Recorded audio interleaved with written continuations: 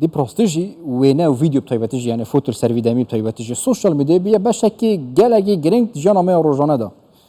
بس فوتو کو فوتوغرافر کی وکیل لقمان رحیمی که خوزینو که پروستر ویری با فوتو کی جان بو مگرد بس ما فوتو کی جان بو گرتی اوس او وینه جداهی اوید گل وینه دی بتایبتیجی وید سوشال میدیا یعنی سناپی هم گرین چه فرقی جداهی که زیرتر ام وی مجاره و پروژه برز لقمان رحیمی بحث کن که ابخوش دی پریا سکایپیش بو کن رجالات کردستان دیال مدام فوتوغرافر لقمان رحیمی زور سپاس که میوان معنی افشو زور خوشحالیم بلام با لپروژه که دست بکن چون بو یعنی ما بس تبو او پروژه دست بکرد پرتوکه کشتن پیروز بید به هیوای پروژه جوانتر و باشتر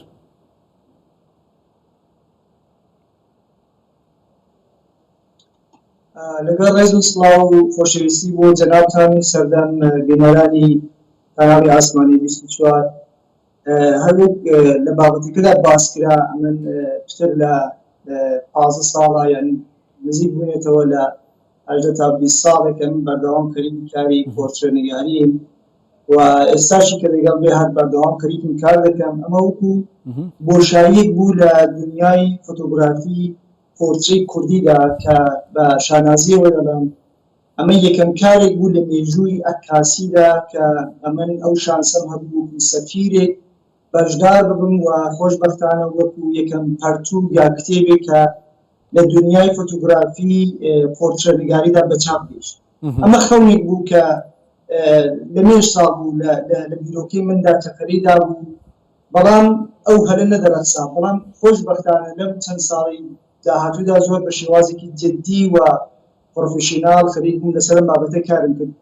بابەتەکەش زیاتر دەگەڕێتە سەر ئەوەی کە وێنەگرانی فارس یا ئازەری هێندێک لە پێش لە ئێمە ئەو کاریان کردووە و زیاتر ئاوردانەوەیان لەسەر بابەتی کەسایەتی تورک و فارس بوو کە بەداخەوە من هەمیشە وەکو گلەییەک دەڵێم کە لە کتێبی پۆرترەی ئوستادی گەورە ئاغای فەخرەدینی فەخرەدینی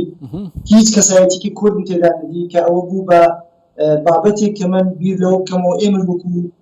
نەتەوەی کورد دەبێت لەسەر ئەو بابەتە کار بکەین لەسەر کەسایەتی نێودێری کورد کار بکەین و ئەو بۆشاییە بکەینەوە باش ئەو پۆرترێتانە یعنی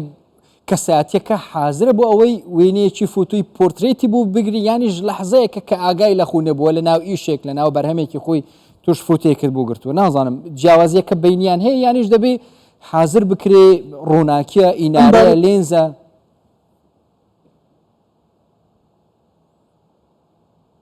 بۆ ئەم بابەتی پۆرترە بابەتەکە زۆر بەربڵاوە یعنی بۆ هەر کەسێک هەر تاکە کەسێک ئەمن بە شێوازێک کارم کردو مەسەلەن بۆ نمونە پێش هاتووە ئێمە لە ژیانی حرفەیی پرۆفێشناڵی کەسێک وەکو ئەکتەرێکی سینەما کارێکمان کردووە کە بە بینەر بڵێن کە ئەم کەسایەتیە ئەکتەرە لە بەشی سینەمادا کار دەکات وەکو پۆرترێی ئەو کەسایەتی کە ئەم بینیمان کلاکێتەکەی بەدەستەوە بوو کلاکێت نیشانەوەی کە ئەم کەسایەتیەکە ئەوێ زۆر جار بوو کە تۆ دەبوایە کارگردانی بکەی یا سناریۆی کە دەبێت بۆ ئەو کەسایەتیە بۆ نمونە پۆرترێی مام خەدر لە حاڵەتێک کە خەریکی گۆرانی دەخوێنێ یان بیتێک دەخوێنێ لەو حاڵەتەدا ئێمە پۆرترەکەمان تۆمار کردووە کەسانێکی دیکە بە پێچەوانە فیگۆرێکی وێنەگریمان پێداوە و نورپەردازێکمان کردووە کاسمان یعنی ئێمە دەتوانین بڵێن بۆ تاکە بە تاکی ئەم کەسایەتیانە بە شێوازهای جۆراجۆر هاتوین کارمان کردووە هەم بۆ ئەوەی کە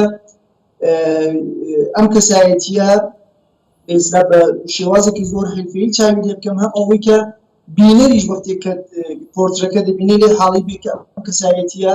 لە ڕووی حاڵەتەکەی فیگورەکەی کە چه ژیانێکی هەیە چه کەسێکە وە چ نەخشێکی هەیە لە ژیانی حرفەیی خۆیدا تۆش خۆت باس کردووە مەسەلەن دوای یعنی لە پشت هەر وێنەیەکی پۆرترێت چیرۆکێکی تایبەت یعنی شاراوی هەیە لە ناو پەرتووکەکە باسی ئەو چیرۆکانە دەکەی یانیش تەنها فوتووەکە داناوە لە ناو پەرتووکەکە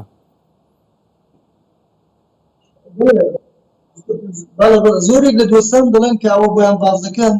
دەڵێن خۆزگا ئەم چیرۆکەش مەسەلەن بۆ هەر تاکە کەسێک بنووسی باە مەسەلەن بۆ نمونە ئەمن پۆرترەی کەلیمەڵاتەوە خودین کار دەکرد لە کوردەکانی خۆراسانە کورمانجا کە من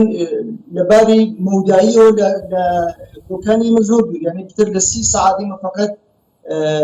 ڕاندەگیمان کرد تا گەیشتنجان دوای 4 ڕۆژ چاوەڕوانی ئێمە نەمانتوانی پۆرتری کەلیموڵا کار بکەین ئەمەش کێشەیەکی هەبوو کە ئیزنی ئەوەی پێ نەدان ئێمە بەخاطری بارودۆخی کە هەیبوو ئەو سەردەم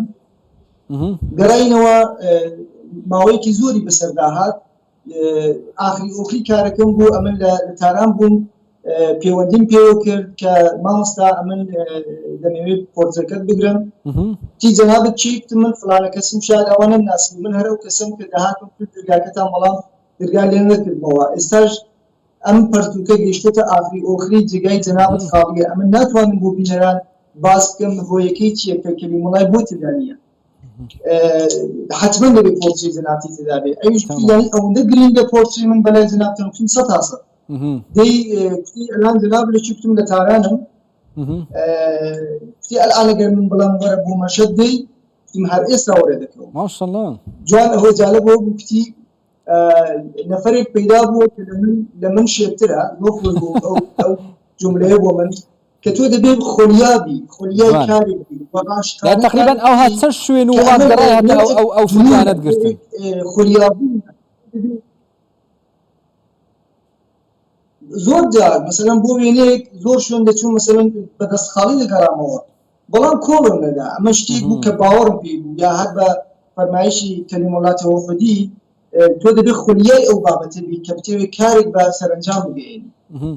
مەسەلەن هەبووە جارێک فوتویکی تایبەتت گرتبی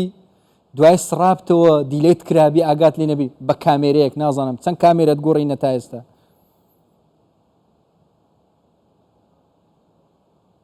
وڵا کامێرام کە زۆر گۆڕی وەلی هەمیشە من بۆ بابەتە زۆر حساس بووم نا خۆشبەختانە لە پۆرترەکاندا ئەو کێشەیەم نەبوو بەڵام لە کاری کۆمەڵگاشناسیش کە من لەسەر بابەتانە زۆر کارم کردووە پێش هاتووە کە وێنەیەکم تۆمار کردووە بەداخەوە وێنەکەم لە دەست دەرچووە یان بەهۆی ئەوەی کە کامێرا قانەکە دیجیتالە و نەرمەمزارە نەمزاریش مەسەلەن کێشەی خۆی هەیە بەداخەوە ئەوانەشمان بۆ پێش هاتوو بەڵام بەردەوام بوون لە کار و ماندوو نەبوون لە کار و عاشق بوون بەکار خاناکات و نەتیجە وەردەگری بە بڕوانی لە باشووری کوردستانیش ماشەڵڵا فۆتۆگرافەری زۆرمان هەن بەڵام هەست پێ دەکەم زۆر جار دەستکاریەکی بێتام یانی زۆری فوتوەکان دەکرێت جوانە فوتووەکە خۆی ئاسایی بیانیش ئێوەش هەندێک جار دەستکاری فوتوەکان دەکەن بۆ ئەوەی جوانتر دیاربی بە باوەڕی من ئەڵبەتە جیاوازیمان هەیە لە فۆتۆگرافی هەندێک لە فۆتۆگرافیەکان هیچ کێشەیەکیان نییە یعنی ئەمە ئەلان تازەگی بۆتە تەکنیکێک کە تۆ بەم تەکنیکە دەتوانێت مەسەلا هەر بەڵایەکی پێت خۆش بێ لە دنیای دیجیتال بەسەر وێنەکان بینی ئەمە بۆتە بابەتێک لە فۆتۆگرافیدا بەڵام وەختی تۆ فۆتۆگرافێکی مستەنەدی و لە کۆمەلگادا کار دەکەی مەسەلا بۆ نمونە سروشت کار دەکەی یان پۆرترە کار دەکەی ئەو بە نەزەری من ئەو فۆتۆگرافە بۆی نییە دەستکاری ئەم کەسایەتی بکە و ئێستا خاڵێک دەیەوێت ڕۆیەک یان شوێنێک دەستکاری بکات چون بە باوەڕی من وێنەی فۆتۆگرافی پۆرترە وەکو ئاوێنەیەک وایە کە ڕوبەڕووی ئەو کەسەیە تکنیک لێرەدا ئەو کەسایەتیە کە لەباری شخصیەتیەوە بیبینیەوە کە چۆن دەبێت وێنەی لێ تۆمار بکەی یا بە نورەکانت دەتوانین نورپەردازێکی باش و ڕێکوپێکی بۆ بکەی بۆ ئەوەی کە وێنێکی باشی لێ تۆمار بکەی بەڵام بۆت نییە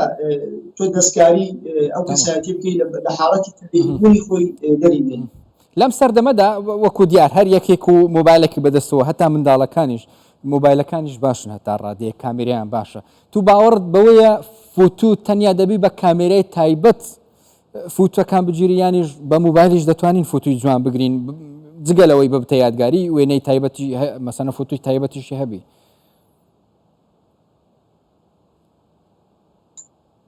بە باوەڕی من ئەو مرۆڤانی کە علاقەمەندیان بە فۆتۆگرافیە چاوەکانیان دەبێت وێنە تۆمار بکات چاو بەلای منەوە تەنها بابەتێکە کە تۆ توانی وێنی پێ تۆمار بکەیت بەڵام کامێرا جا کامێرایەکی پرۆفیشنال بێ یا مۆبایلێک بێ ئەمانە بابەتێکم بۆ سەبکردنی ئەو شتی کە تۆ دەیبینی هیچ فەرقێک ناکات تۆ بەچی ئەم بابەتی کە دەیبینی تۆماری دەکەی بەلای منەوە بۆ ئەندازەی کە دنیای دیجیتال کێشەهای خۆی دروست کردووە خزمەتشی دروست کردن لایەکی دیکەوە یعنی وەکو چۆن ئەڵمانەکان دەڵێن بێسەوادی سبەینێک کەسێکە کە وێنەگری نەزان ئەلان خۆشبەختانە زۆر کەس وێنە دەگرێت بەڵام بۆ ئەندازەی کە وێنە لە دنیای مەجازیدا ڕۆژانە میلیۆنها و میلیاردها لەوانەیە بڵم وێنە دەست بەدەست دەبێت بەو ئەندازەی دەتوانم بڵم بەدەگمەن وێنە لە مشکی مخاتبدا دەمێنێتەوە بۆ سرعتێکە دێن بۆ سرعتێش دەبین دەچن و فەرامۆش دەکەن بەڵام وێنەهایەکەن ئەو وێنانە دەمێننەوە لە مشکی مخاتبدا بۆ نمونە وێنەیەکە بە ئیستیلا ئەو وێنەگرە پرۆفشناڵیش نەبوو وێنەگرێکی ئاسایی بوو لە ئایلانی گرت ئەو کاتکە لە ئەو دەریایە بەداخەوە ئەو کارەساتی بەسەرهات وێنەیەک بوو کە تەواوی دنیای ڕاگەن و ڕاگرت و کێشەیەکی کۆمەلگایی گەورەی بە تەسویر کێشا ئەمە وێنەیەکە کە دەتوانێت بە ئیسلام بۆ فرتەساتێکیش بێت تەواوی دنیا ڕابگرێ و بابەتێکی کۆمەلگا باس بکات لێرەدا وەکو ئەرزمکردی هێندێک لە وێنەکان دەمێننەوە ئەوە جزوی ئەو وێنانە بوون کە لە مێژووی مرۆڤدا بۆ هەمیشە دەمێنێتەوە وێنەگرانیش تا زۆرتر بوون بەلای منەوە بۆ مرۆڤی ئەو کۆمەلگای ئێمە دەستکەوتی باشتری هەیە یعنی کامێرا لە هەموو شوێنێکن ئەم پرۆژە جوانەت 15 ساڵی خەیانەت هەتاتەوە بوو یعنی کاتێکی زۆرە پرۆژەی داهاتوو چییە چەند ماوەیەت بودانەوە هەتا تەواویکەی وڵی لەڕاستیدا ئەو کارە نەدەبووای ئەم بخانە ئەڵبەتە 10 ساڵی من بەردەوام خەریکی ئەو 15 ساڵ دروستە پێشتر و ئەلانش کە لەگەڵ خەریکی کار دەکەم تەنیابوونی من لەو کارەدا خانەکەت و کێشی ڕۆژانی ژیانت هەیە بژێوی ژیانت هەیە دەبێت دابینی بکەی لە پەنای ئەوەش کۆمەلگاشناسی کار دەکرد هێندێک جارێک ئاوم دەدا لە بوونەوەرەکان ئەمانە هەموو شتایەک بوون کێشەی من بوو بەڵام پۆستەکان کێشەیەکی سەرەکیتر بوو بۆ من کە هێندێک لە کەسایەتیەکان بە ساڵاچوو بوون کە بەداخەوەلان هێندێکیان لە ژیاندا نەماوەن ئەمانە هەمووی بابەتێک بوون کە من دەبووە حتمی کار لەسەر ئەوەی کە زمانیشی زۆر برد دەگەرێت سەر ئەوەی کە من دەستەنها بووم دیارە هیچ کەسێک هیچ خامەیەک لە پشتیەم کارە نەبوو ئەم پەرتووکەش ئەگەر بیبینی لە نزیکەوە پەرتووکێکی زۆر بەهێزە زۆر کوالیتیکی باشی هەیە لە ئێراندا بەنێوی کتێبهای نەفیس ناوی دێنن کە جزوی گرانترین کتێبەکانە چون لە باشترین کاغەز باشترین شاراتی باشترین کوالیتی قابلی هەیە کاوێڕی هەیە هەمووی ئەوانە شتایەک بوون کە زۆری زەمانخایەن بۆ من بۆ وازشکردی تەنیابوونی من لەو بابەتەدا باعث بوو کە ڕێک زمانی بەسەردا تمام دوباره پرۆژەوە پیرۆز بێت پیڤە سەرکەفتنیش بووی پرۆژێن داواتی ڕێز لوقمان ڕەحیمی فۆتۆگرافەر ji bo kana Rojhilata Kurdistanê pirêya Skypeî gelme dabin gelek spas bû we xweşhal bîn